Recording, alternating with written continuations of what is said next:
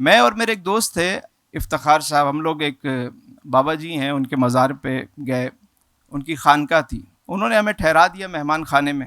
رات ہوئی تو ہم تھکے ہوئے تھے، کھانا وانا کھایا، ہم نے سو گئے، نماز پڑھی. صبح اٹھے، فجر کی نماز پڑھی، ناشتہ وغیرہ کر کے وہ ایک صاحب تھے، وہ رات کو بھی ان کی ڈیوٹی ہمارے ساتھ تھی، صبح بھی وہ کھڑے ہوئے تھے. ہمارے اٹھنے سے پہلے وہ آئے، انہوں نے اٹھایا ہمیں، پھر اس کے بعد وہ مسجد لے گئے، مسجد کے بعد پھر ناشتہ ہمیں کرایا. وہ ہمارے سامنے کھڑے ہوئے، ہم ان سے کہہ رہے ہیں ہمارے ساتھ بیٹھیں، پھر وہ بڑی مشکل سے ہمارے ساتھ بیٹھ گئے. تو میں نے ان سے بات چیت شروع کر دی. میں نے کہا یار رات کو تو میں آپ سے حال حوال نہیں کر سکا، ہم خود اتنی لمبی ڈرائیو کر کے آئے ہوئے تھے، تو ذرا ابھی بتائیں کہ آپ کون ہیں، اور مطلب میں سمجھا دربار کا خادم ہوگا. تو اس نے جو بات بتائی وہ بڑی حیران کن تھی. اس نے کہا سر میں MBBS ڈاکٹر ہوں اور فلاں، پھر اس نے اپنا وزٹنگ کارڈ دیا مجھے. میں نے جب اس کی کوالیفیکیشن دیکھی، میں نے کہا یہاں کہہ رہے ہیں ہم جتنے یہاں کے مرید ہیں وہ سال میں ہفتہ 10 دن 15 دن چھٹیاں لے کر یہاں خدمت انجام دیتے ہیں، اور پیر صاحب جس کے ساتھ کسی کو ڈرائیور بنا دیتے ہیں کہ تم نے اس کے ساتھ ان مہمانوں کو لے کے جانا ہے، کسی کی برتن پہ ہوتی ہے، کوئی لانگری بن جاتا ہے، کھانا پکاتا ہے، کسی کی ڈیوٹی. میری ڈیوٹی یہاں لگی کہ میں آپ لوگوں کو کھانا سرو کروں، آپ کا خیال رکھوں. اب جتنے دن آپ رہیں گے یہاں پہ میں اتنے دن اسی طرح کھڑا رہوں گا، یہ میری ڈیوٹی ہے. بات سمجھ میں آ رہی ہے؟ یہ ہے وہ تربیت، جو اس نظام سے جو تربیت ملتی ہے وہ یہ ملتی. ایک مرتبہ ایسا ہوا کہ حضرت شیخ عبد القادر جیلانی رحمۃ اللہ علیہ کے دربار پہ ہم لوگ گئے ہوئے تھے، کافی سارے دوست تھے. تو وہاں پہ ماشاءاللہ لنگر لگتا تھا. وہ ہمارے یہاں ایک پاکستان کے بہت بڑا ایک گروپ ہے یہاں پہ ماشاءاللہ، وہ وہاں بھی دسترخوان لگاتے ہیں، مدینہ شریف میں بھی لگاتے ہیں.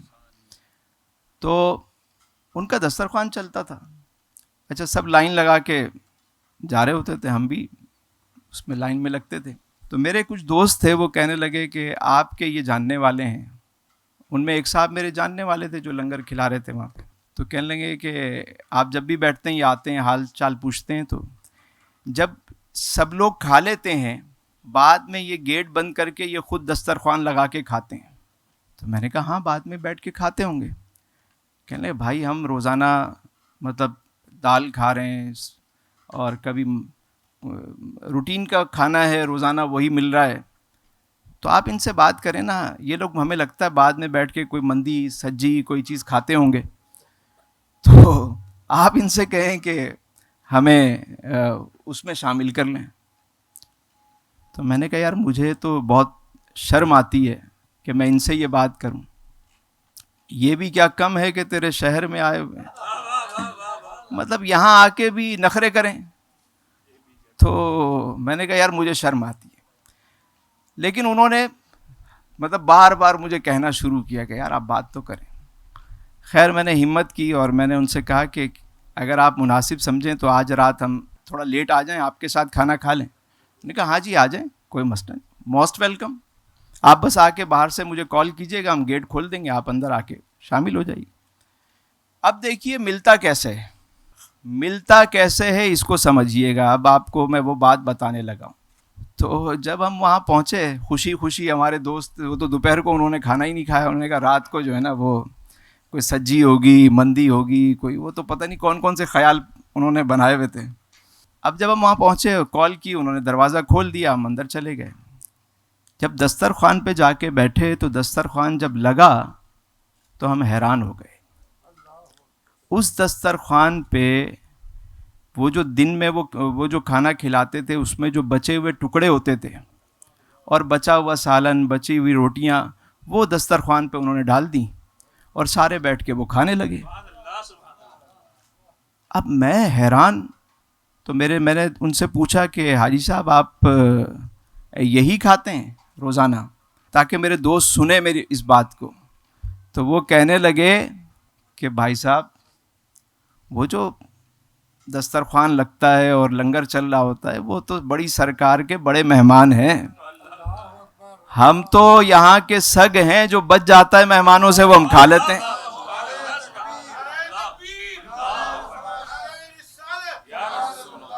آپ سمجھ رہے ہیں؟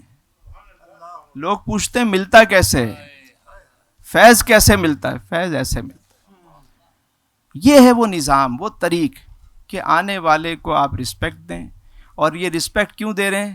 کہ ان کی محفل میں آ رہا ہے۔ آپ ان کے جوتے کیوں سیدھے کر رہے ہیں؟ اے اللہ، تیرے محبوب کی محفل میں آنے والے ہیں، میں ان کے جوتے سیدھے کر کے رکھ رہا ہوں، تو میرے کام سیدھے کر دے۔